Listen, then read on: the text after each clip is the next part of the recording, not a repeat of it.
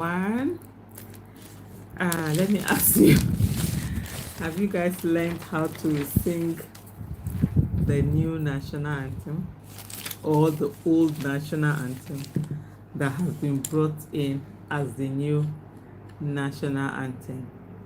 If there's anything that has ever do that Nigeria, it's really not governed. We don't have government. We have just charlatans who are just doing what they want to do, how they want to do it, when they want to do it. Then this particular thing that happened, it's something that really should tell every one of us that, and should also worry every one of us. Hello to those of you who are joining. Welcome. You saw the whole drama today happening and the things happening, and of course the focus has been on hello to you when on KU. Thank you so much for joining this live broadcast. I don't even know really where to take it. Anyway, the main topic we're going to talk about today is the scorecard of the renewed hopelessness that we've had in Nigeria. It's been 1 year now that illegality was entrenched in Nigeria. It's been 1 year now that we saw the travesty that happened in Nigeria. It's been 1 year that people's mandate was not allowed to count. And you see the impunity with which the political class has been behaving. It speaks more to the fact that they just feel that it is not the people that bring them to office or that send them to office that give them the mandate to win. It is what they do in terms of the rigging that they do, in terms of disenfranchising people, in terms of buying votes, in terms of stopping people, from voting. And so because of that, they are more focused on themselves and pleasing their masters and all of that.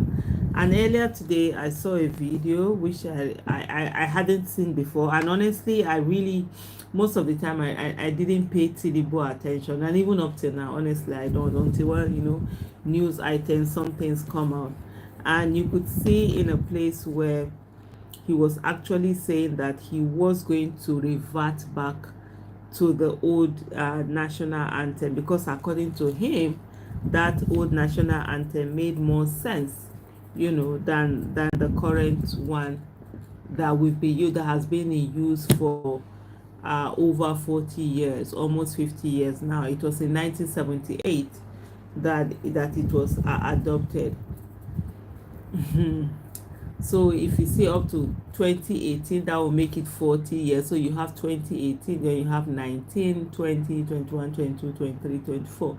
So like 46 years, what has been adopted is what they have just, removed and just changed. So this was what to him, Tinubu felt that was something that was a priority, even in the midst of people, being killed. Abuja, most especially, has been under a lot of terrorist attack. There might be a bit of media blackout. You don't get to hear this thing in the news. People are going through so much in it, and so a lot of people are now having to leave the houses that they've built, the houses that they own, to move further into set other areas, because the areas that they are in Abuja, they are being attacked by terrorists, by kidnappers and all of that. And this is something that has not even concerned the National Assembly, neither has it concerned Tinubu and his people. And yet what seems to concern them is it seems what concerns them is really the national anthem that is being sung in Nigeria. And like someone said, this is the national anthem they've been using is the national anthem that a Nigerian wrote, created, did that, and the one that they've taken themselves to, because I'm not part of those people that are going to be joining them in singing that national anthem. The one they've taken themselves to is the one that it's like a colonial heritage.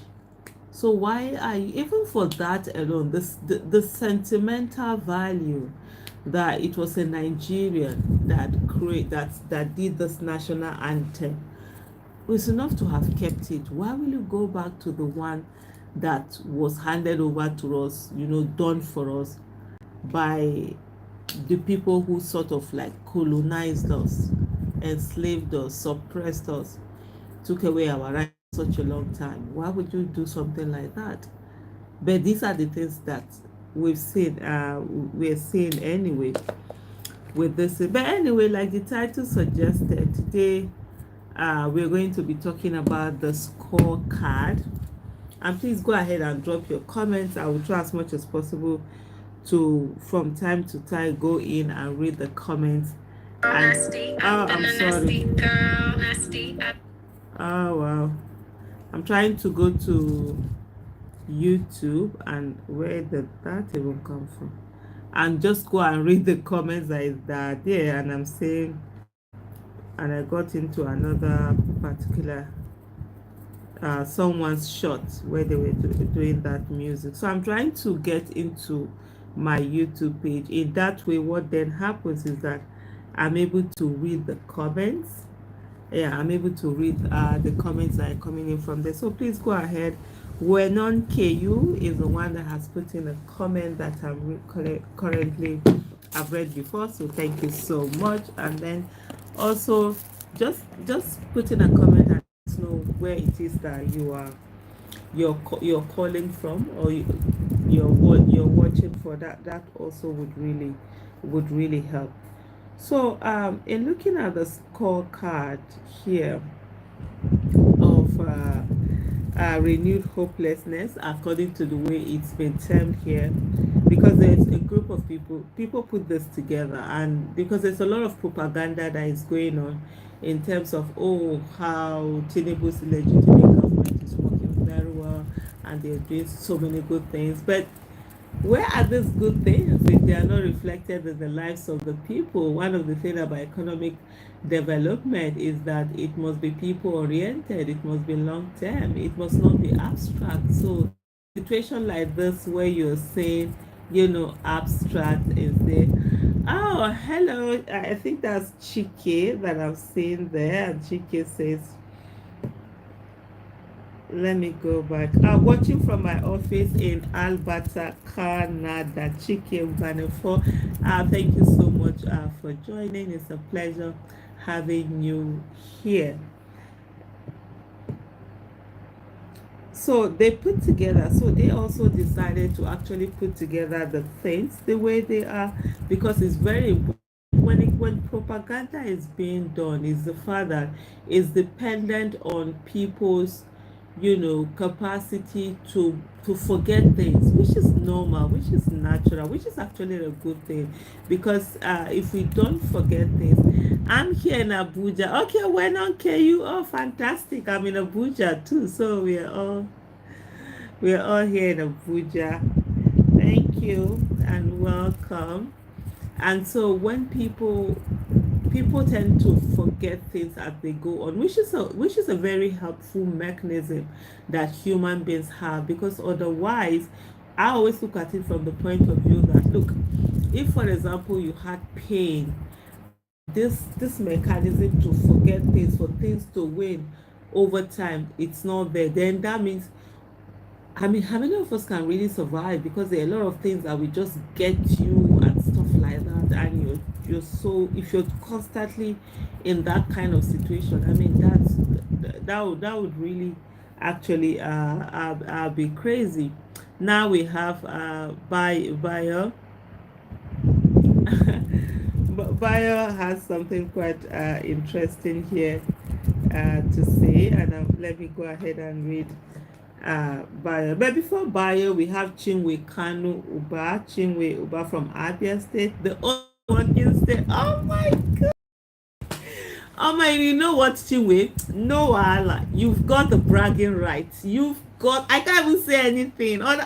On a normal note, I will say to you, where Edo is the best. Nah, you got this, Chinwe, you got this. I mean, Alex Oti, he's the only one that I feel, as far as I'm concerned, is the only one that is deserving of a congratulations that it's 1 year in office, on this May 29th. So yeah, Chinwe, you got that, but hopefully one day I'm able to take that away from you as you go into elections in Edo State, and Edo State do the right thing and vote in the right person. And so we're looking forward to having Olumide Akpata, as the next governor of Edo State. That would help. That would give him all that is needed, to just keep going, doing the right thing. No, all of this political godfather or whatever. And so if he gets voted in, he knows there's the people that voted him in. Then Bayo Osa Emmanuel says the so-called scorecard can only be summed up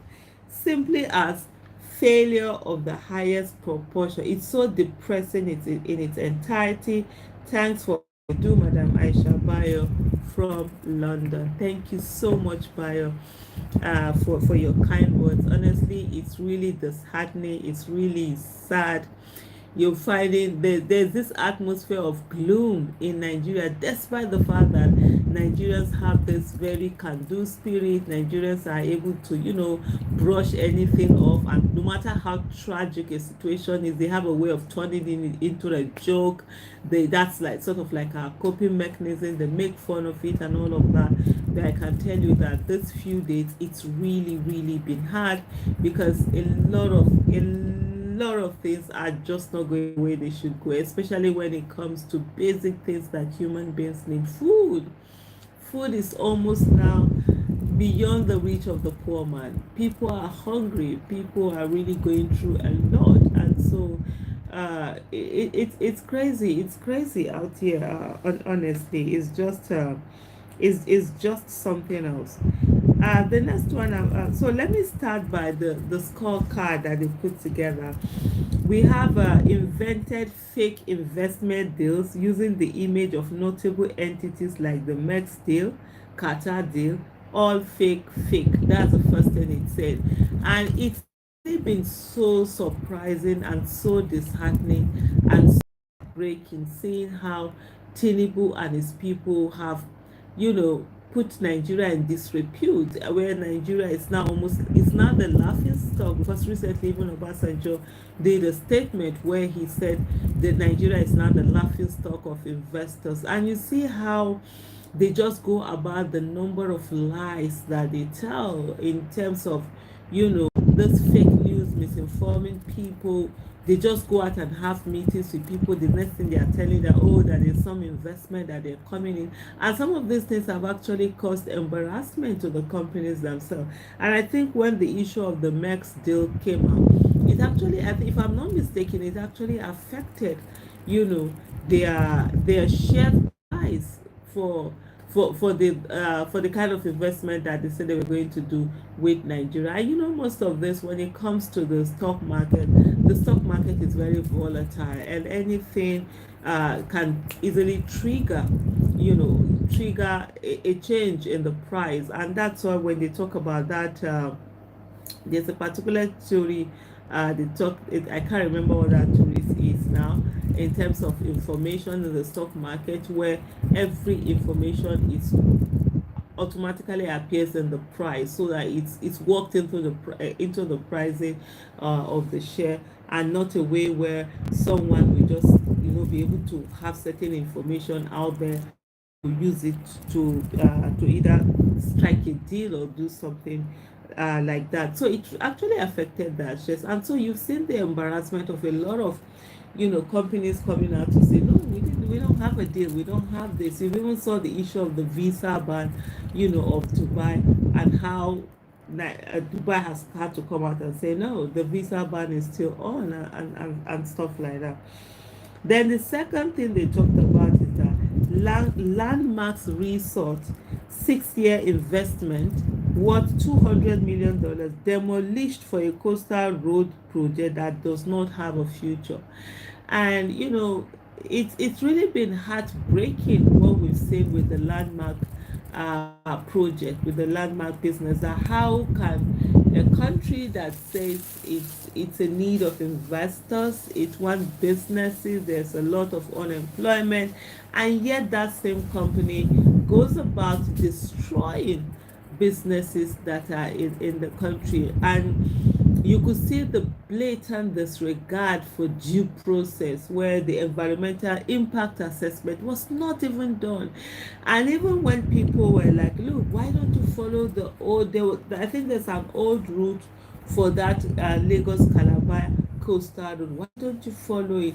And for some who even said, okay, fine, if this is where you need to follow, why don't you start this project from the other end, from the Calabar end, so that those that are in Lagos that have all of these businesses like Landmark, that is such a huge business, you're talking about over $200 million worth of investment, then they will have time to be able to get themselves sorted out. And that even when you're doing by the time you're coming from the Calabar, they would have been in a position to have been able to create other alternative, or be able to find a way and have an exit plan. Not this within a month or two, the next thing you're bulldozing everything. The bulldozers are there, you're bringing things down, you're just doing this in such a crazy manner that it's like, what is going on here? Is there something, like a lot of people are saying, is it really about the road, or there is something? Some have said that it's just, they just want to grab the property, because that landmark property is sitting on a prime place, and they probably just want, that's the permutation some have put, out there. But it's just so disheartening that this, had to happen. Then they talked about that agents of insecurity, Boko Haram, bandits, Fulani herdsmen, kidnappers, have been on the rise. Numerous cases of abductions, kidnappings, killings have been taking place rapidly across the country. And one of the things that I have constantly said is the fact that, look, the biggest beneficiary of TINUBU's illegitimate government have actually been the terrorists, the bandits, the kidnappers, the criminals, because they have time to do what they want to do without anybody opposing them. That's what we've been seeing, all of this while. I see there are more comments that have come in. Where is I think that's an Edo name, Egeonware. I hope I pronounced that very well. Clifford, even though it looks like an either Edo or Delta name. We have all different dialects, and sometimes say, I salute your courage, I shall proud to be. I said that Edo State with you anytime I hear it. God bless you. Honestly, where will Nigeria be in the next 3 years? This year took us 20 years backward. It's really sad, but that's just the reality. It actually did take us 20 years backward. I knew Tinubu was going to be bad, but I never knew he was going to be as bad as this, to the extent of being worse than Buhari, that anything can be worse than Buhari. But hey, it's crazy. But like what I've always said, giving up will never be an option, and we must always, continue to stand there for Nigeria. And I remind a lot of people that politics is a business every one of us have to be part of. We can't just sit down and say, oh, politics is dirty, we're not going to be there, because at the end of the day, politics is how you get the people that govern, and the people who will either give good governance or bad governance. And so we all must be invested in politics and ensure that we're getting people with competence, character, capacity into office.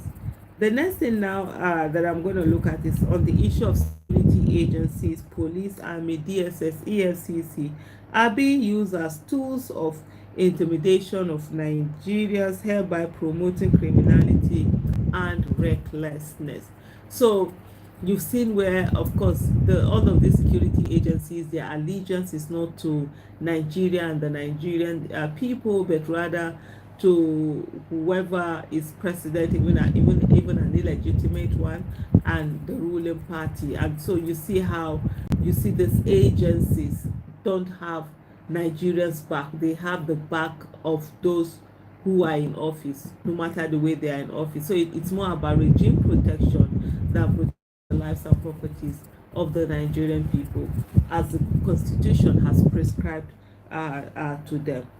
And so we have, they talk about countless audio promises of Port Harcourt refinery resuming operation. I mean, I have always said it, one of the biggest, 419 that we have in our country is actually NNPC and the refineries, and how they constantly will say to you that they're going to fix the refineries, and they never do that.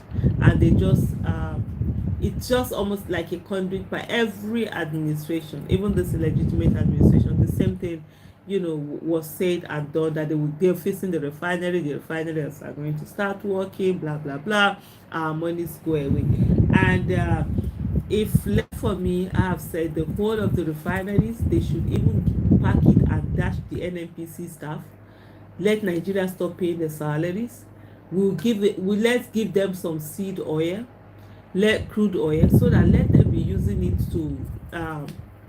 to refine, sell to Nigerians, pay their salaries, and let Nigeria stop wasting the billions that it's currently, wasting on them. Anthony Obiora, good evening to you too. Thank you so much for your kind word. And yes, indeed, a new Nigeria is possible. Then the next thing is this TINUBU taking multiple World Bank loans that have been misappropriated recklessly. There are a lot of World Bank loans, international loans that have been taken, and you just wonder who is going to pay these loans.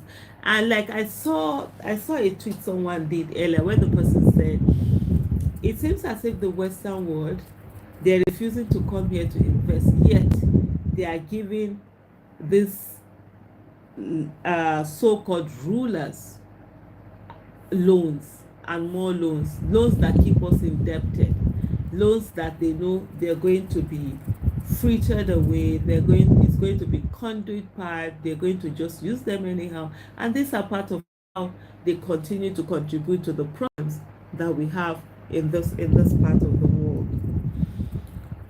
TINUBU has also, the central bank raised key interest rate to 26.25% from 24.75%. That simply means that it's going to be, interest rate is going to be higher for you to collect money from bank, because this is the rate at which government banks are going to get the monies from CBN, and they definitely are going to add their own. So if you're doing a business in Nigeria, just imagine what kind of business are you going to do to be able to have enough, or maybe close to 30% to pay as interest. And because capital is not cheap, Nigeria is one of the biggest problems that we have, and trust TINUBU to not even be bothered about that, to ensure that it keeps getting higher. And don't forget the taxing. They're literally taxing lives away from the people. Then there's the issue of TINUBU massively campaigned for the invasion of the Republic of Niger in July 2023, which resulted in the exit of Burkina Faso, Mali, and Niger for ECOWAS. Honestly, I don't know what drug TINUBU was on when he came in and he decided on that whole issue, what he decided to do. And it's crazy, honestly, because that was such a crazy moment. A lot of things that I don't know how Nigeria can recover from that whole thing. Niger are currently building a dam, and for the last how many decades there was an agreement between Nigeria and Niger that Niger shouldn't have any dam. Nigeria will have the dam and supply them with electricity.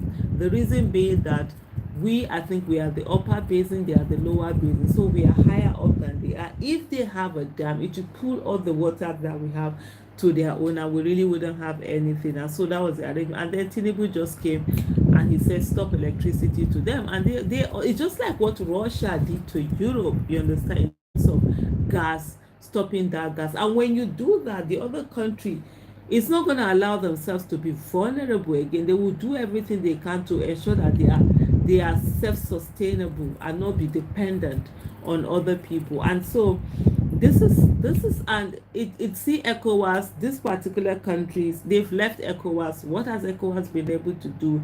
I mean, Tinubu just decided to not only destroy the Nigerian ecosystem, but also to go ahead and destroy the West African, ecosystem. And it's crazy, unbelievably crazy.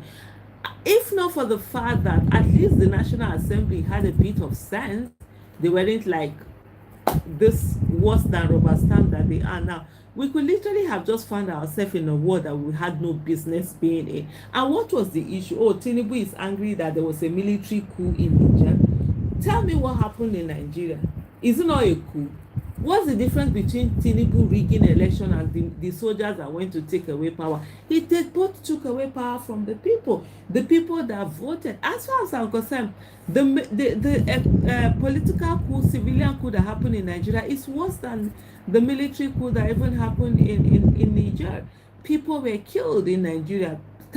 I mean, billions of naira were spent in Nigeria. People were killed, a lot of things. And then, so they now come and then they say to us that, oh, Tinubu was so, he wants to go gaga. Oh, he now calls himself the president of Nigeria.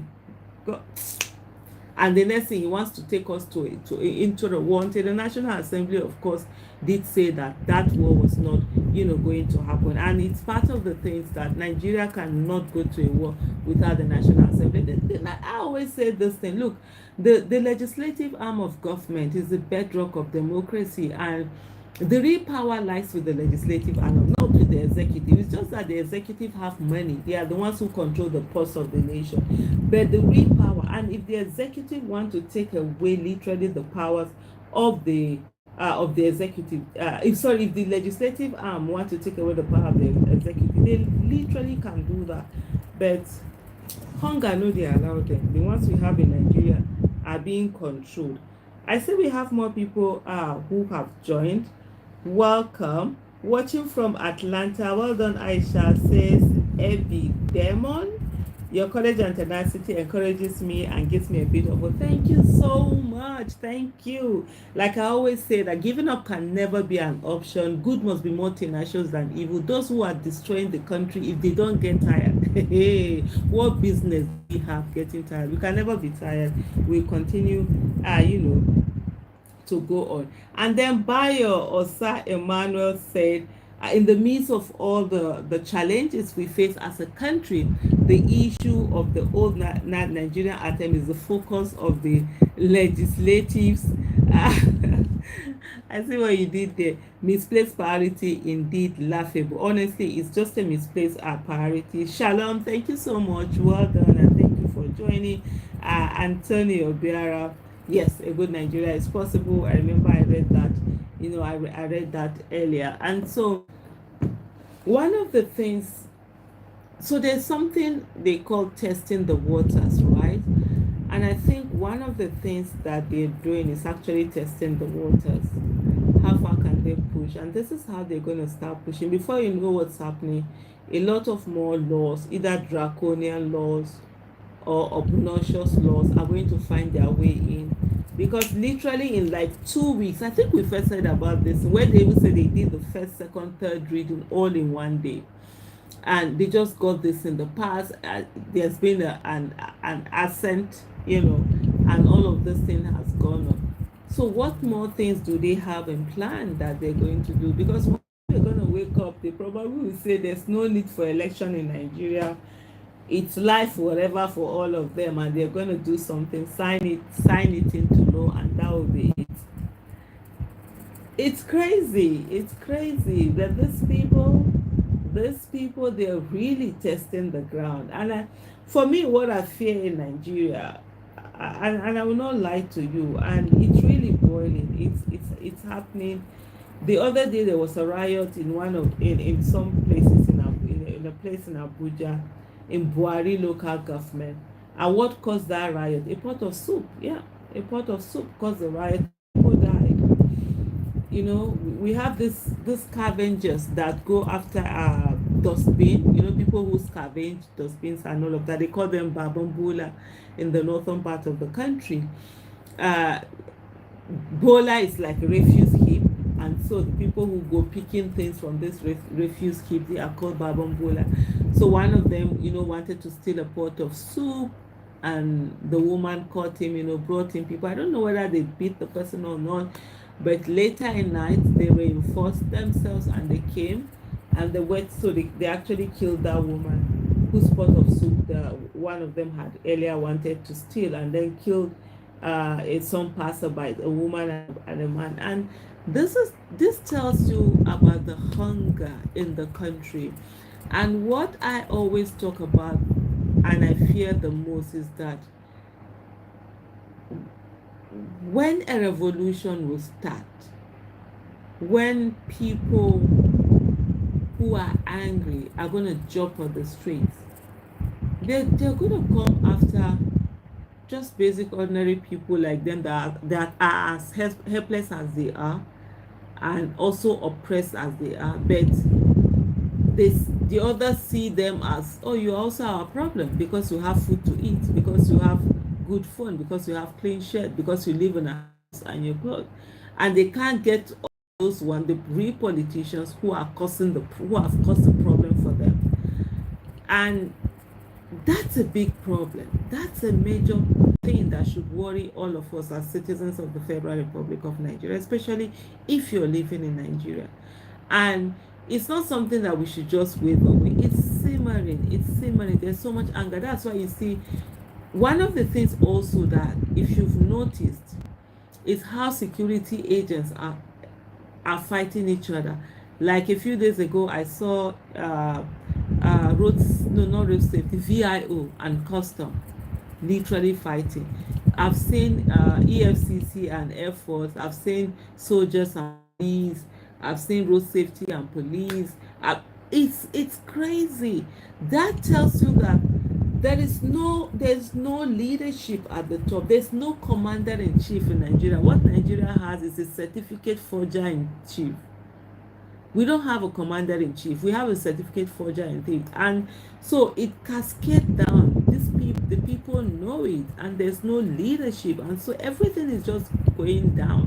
Everything is degenerating, and it should worry each and every one of us. It really should.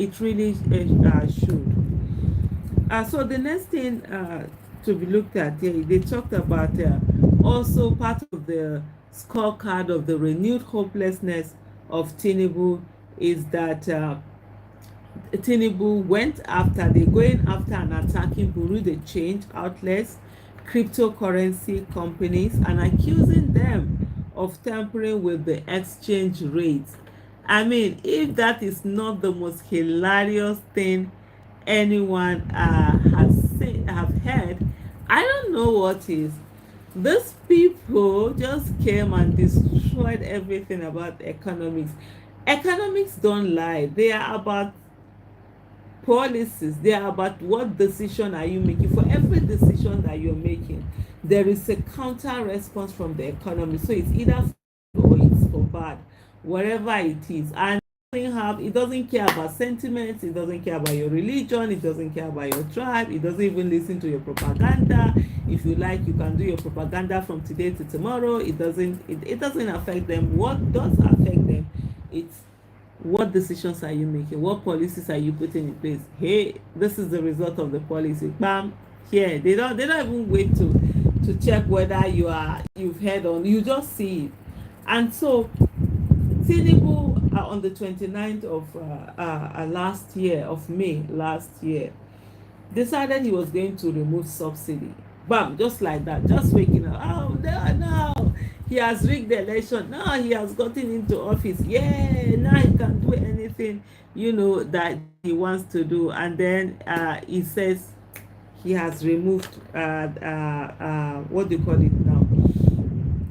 Subsidy, just like that, without putting things in place. I have always been for the removal of subsidy, no doubt about that, because that was the reason why even in 2012 I was never part of Occupy Nigeria. I said subsidy needed to go, and it was one of the things that Jonathan did that I applauded. And I'm like,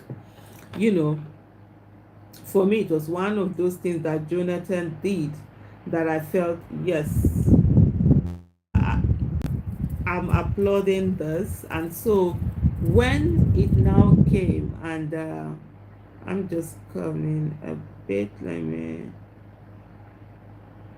what's going on here? Okay.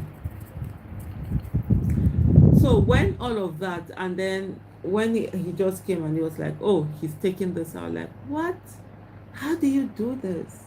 How do you just all of a sudden, just like that, just like that, you just take this thing out without looking at the implication and what it means? What are the things that you're going to put in place to ensure that it's cushioned? Because one of the things about and you know, the irony of it all is that this subsidy is still being paid, the monies are being paid, but what is happening that the money are being budgeted for them, they are the ones that are just using, the people are suffering, they are buying petroleum products at very high price. Meanwhile, this money this money is it's still being paid. Just for me to give you a bit of context, petrol is used by, yeah, you use petrol in Nigeria by the smaller cars and all of that, but diesel is more of the industrial than petrol. Big cars, industries, big gen and all of that, they all use diesel, yet diesel is not subsidized. And I always say that it's like you're subsidizing luxury, you're not subsidizing it. So if I have 5 cars in my house, you'll not be subsidizing for me to be buying fuel in it, but you're not subsidizing for me, for my industry, for it to grow, for me to make employment, for me to be able to produce goods and services, for me to be able to contribute to the output of the economy, the GDP and all of that. But you're willing to subsidize for me to put in my luxury cars. I've always been for subsidy removal, I know that about it.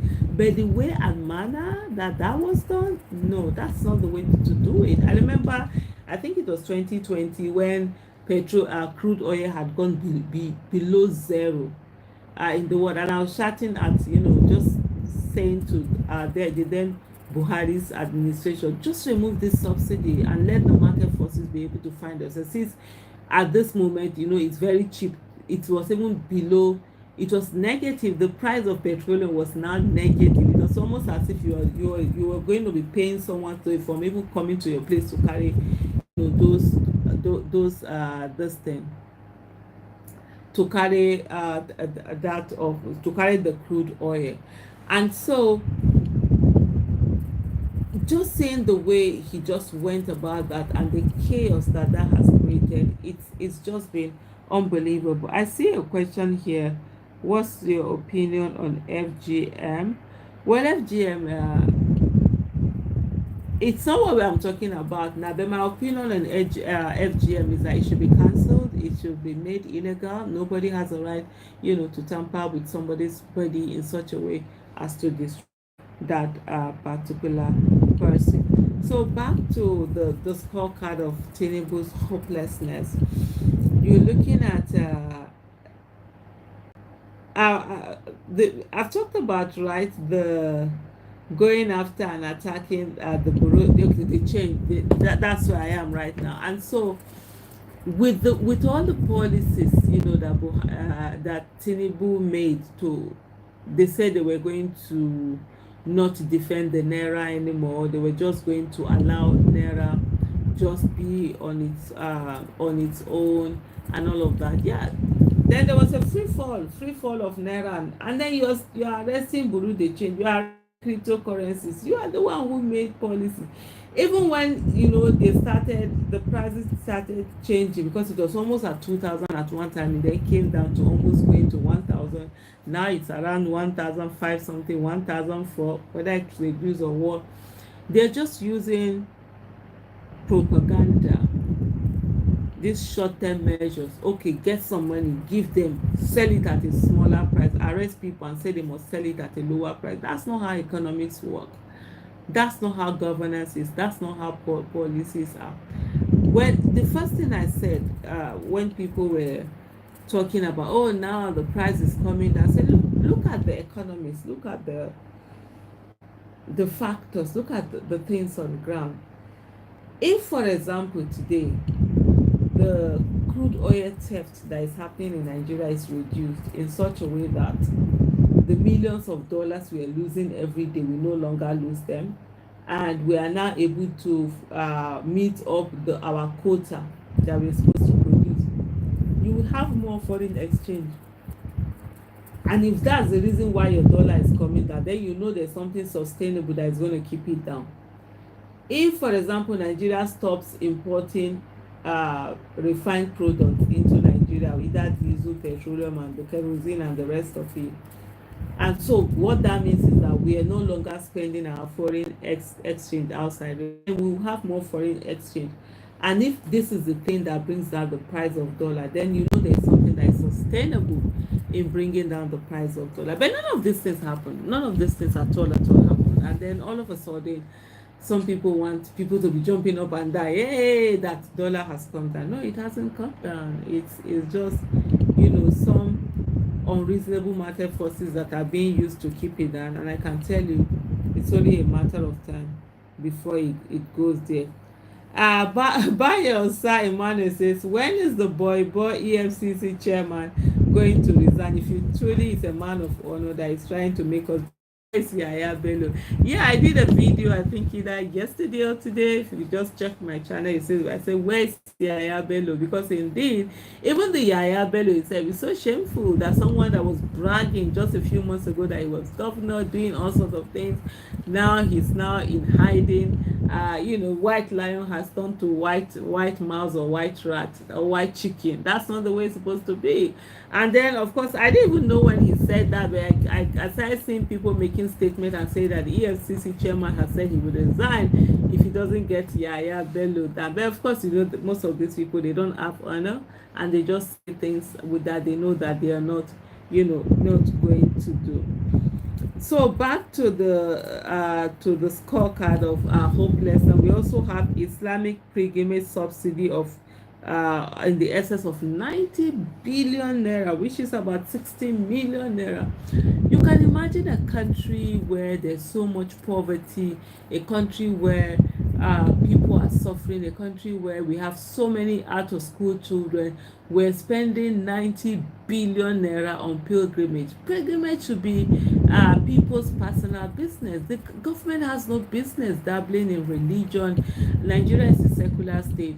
And in Islam, and I keep saying this thing, there's nowhere where a government is supposed to pay for people to go for pilgrimage. Pilgrimage is one of the 5 pillars of Islam, but it's something that you only do it when you have the money. If you don't have the money, it's not mandatory on you. So why is Nigeria subsidizing pilgrimage? People are hungry. We have so many problems that money can solve. Imagine they put 90 billion naira to be able to take children off the streets and get them back in school. Even if it means paying their parents some stipends. I keep saying this. Let the people put their children in school where they will get good quality education, so that we know these ones, when they grow up, they are able to contribute to Nigeria. You understand? They are trained, they are educated, not that they are illiterate. Because if you have population and there's no knowledge, there's no literacy, there's no education attached to that population, then that population becomes a disadvantage rather than advantage that is supposed to be. And so get those children in school, pay their parents stipend. If you pay every parent 5,000 naira for every of their child that is in school and getting at least certain amount of percentage, what will you see? Definitely you would see there are a lot of people that are going to send their children to school because of that stipend. They have 5 children. That means at the end of the month, they're going to get 25,000. So instead of all of these conditional cash transfer that they're always doing, attach it to education. Get people get their children in school. Then get a way of giving children good quality education. But hey, no, they would rather spend this money on pilgrimage to go to other countries. These countries that you're going to, don't you see them? They have religion, yet they also use the sense that God has given them and the brain that God has given them. Not in our case, where we seem to have left the brain God gave us, left the sense that God gave us, and all we tend to do is pray, forgetting that God will not do for us what he has given us the capacity for us to do for ourselves. And I think there's a comment there that let me just go and pick up this comment and see what it is all about. It says, let's reflect the suppressing of the better edu alongside the Minister of Interior should be on the obedience scorecard. Yet another victory for the Agbadones. Oh yeah, and I think it wasn't on this scorecard actually. Especially you saw the waste. I think no, they put it in the generalized where monies are being wasted. You saw things like 3 billion naira was used to verify register, the social register that the same APC government had put together during Buhari. This 3 billion naira were shared amongst, is it 9 or 7 people, out of which the current Minister of Interior got almost 700 million naira, I think, from that, from a company, a family company that he and his wife are the shareholders of the company. But he said he has resigned from the company. He's no longer a director. He's no longer, but it's your family business with you as the highest shareholder and your wife. If that's not corruption of the highest order, what then is corruption? But he's still there, and you saw, of course, Better Edu actually paying buying flight ticket for people to go from Abuja to Kogi, when in fact there is no airport in Kogi. What TINUBU and his people cannot destroy, voila, it doesn't exist. It doesn't exist at all, at all. And then, of course, another one we have is the IMF project. The IMF projected that Nigeria, formerly Africa's largest economy, will drop to number 4 by the end of the year, behind South Africa, Egypt, and Algeria. Nigeria's GDP is expected to fall to $253 billion this year. So these are some of the scorecard, from TINUBU's what they call it, renewed hopelessness. And then we also have Nigeria's inflation rate rose to 33.69% in April 2024, and a food inflation rate of 40%. The food inflation, honestly, let me drop my glasses at this time, it's out of this world. Out of this world. I saw news report, a basket of tomato, 150,000. Ordinarily, you would have bought it for like, there are times you buy it for 2,000, right? When tomato is cheap, but then when tomatoes is hard, like 20,000, 15, maximum, it gets to 30,000. I see people are crying. Now it's 150,000. Yam, you're like 7,000. You're getting 2 tubers of yam, something that ordinarily is 400, 500, 600. Before, everything you can think about has really gone up high. It's unbelievable. Gari that we used to buy like 800 or something before, it's now around 17, 18,000. Just a few months ago we bought some of those basin gari we bought for, was it 8,000? Now it's 17,000. And you just wonder how people are surviving.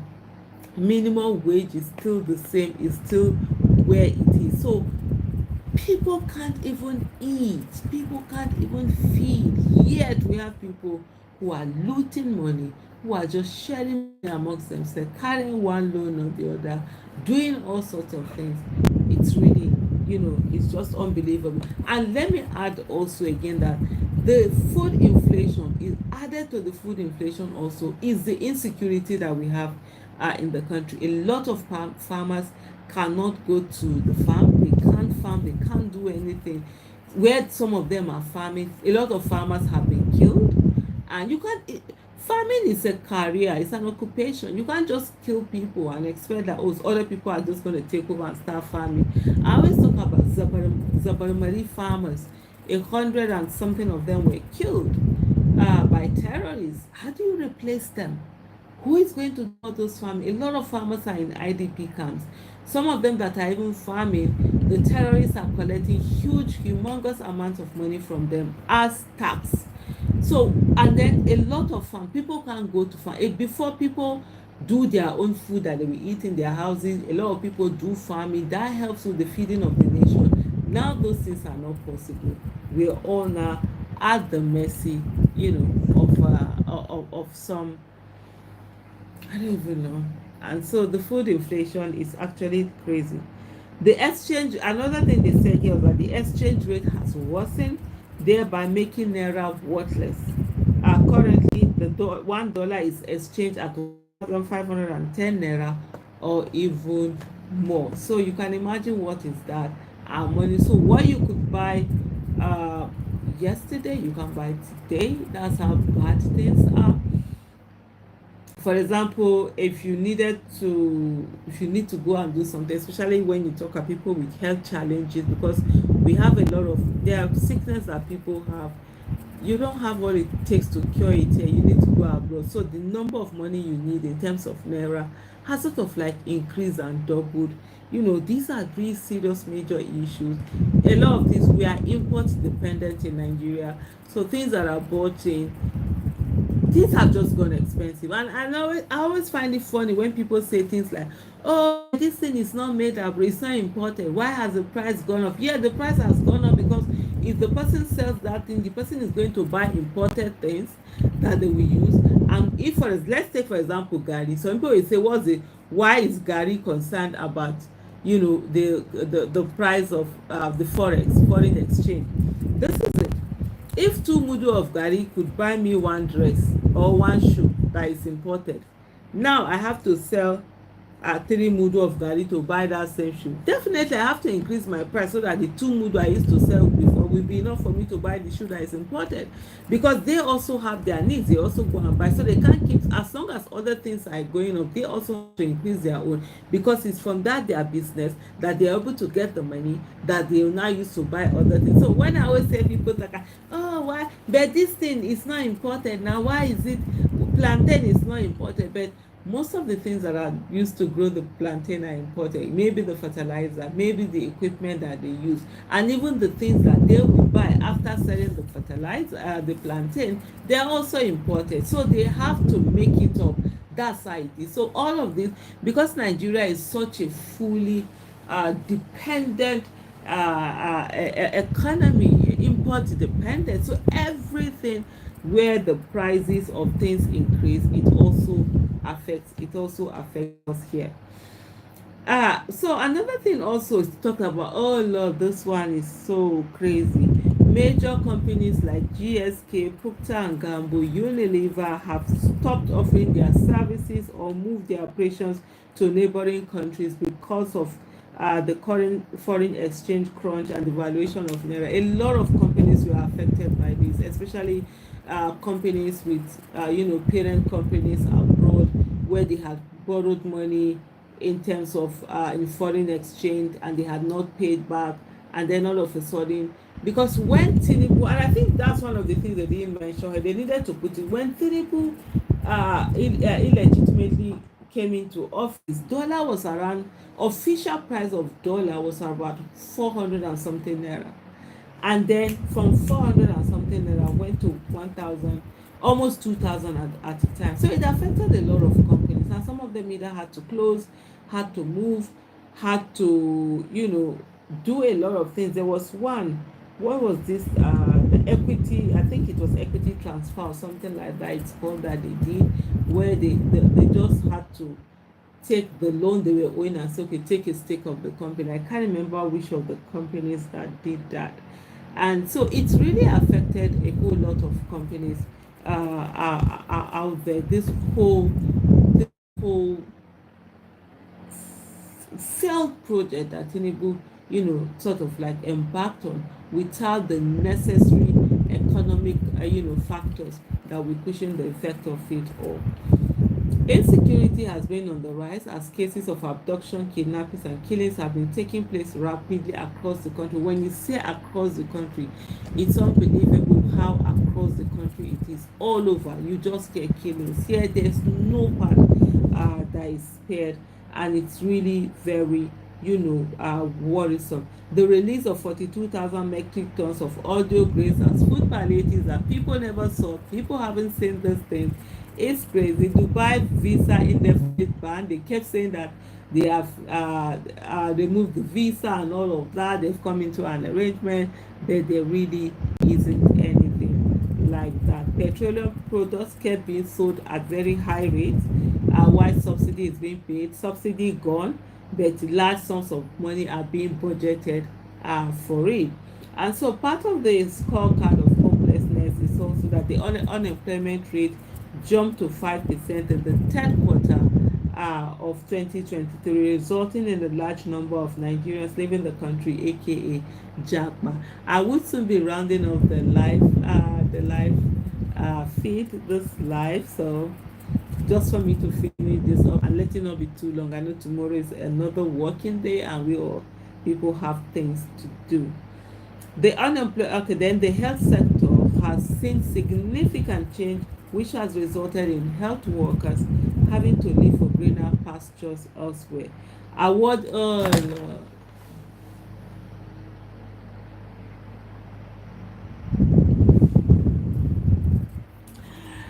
my goodness, this one is one of the craziest of them all. Awarding a 15.6 trillion naira contract to his French friend and longtime business partner for the Lagos Calabar Coastal Highway, which has now been abandoned. And his son happens to be board member of this company. Honestly, TINUBU, he didn't rig election to come and give you people good governance. So he rigged the election to come and own Nigeria and use Nigeria the way he wants to do with Nigeria, as if it's his personal property. That's what he came to do. So those have been some of the things that they've reeled out there. And some of these things are very necessary, because otherwise when they keep repeating propaganda, fake news, misinformation, because people hear it over and over and over again, they will begin to believe those things. So it's always very good for reality check, for the proper situation as it is to be put in place. I think I see that there's a new out here, like here, the totally Bayo Osa Emmanuel says, the totality of blames shouldn't be focused on the Agbado People's Confraternity, APC, but the Labour Party representatives. Why are they silent? Shame on them. Absolutely, I totally, agree with you. Oh, Charles Eras, thank you so much. Charles Eras is talking about the like button, like people should hit the like button. That we have like how many people, and then we have just 23 likes. So by the time you do the like button, other people are able to see it more. So thank you so much, Charles, for that. James Olive says, please, when is Nigeria Air commencing operations? Well, Nigeria Air commenced operation a long time ago. What it did, it wasn't carrying people, it was carrying money to people's pockets and people's accounts and people's, everything. They were not about that. It's really crazy the things that are allowed to happen in Nigeria. But before I forget, Bayo Osa Emmanuel, I totally agree with you. And one of the videos I'll be putting out tomorrow is actually discussing this issue. I saw a video earlier today where an APC lawmaker from Borno, stood against that whole national anthem thing and asked the question, how is this going to affect how is this going to better the lives of the people? Those are the kind of things that you expect to see from Labour Party lawmakers, but the Labour Party lawmakers haven't really been forthcoming, have been such a disappointment. But for me, one of the solace I take is the fact that they were I think all of them were really accidental. It was because of Peter Obi that people voted for them. So it's not as if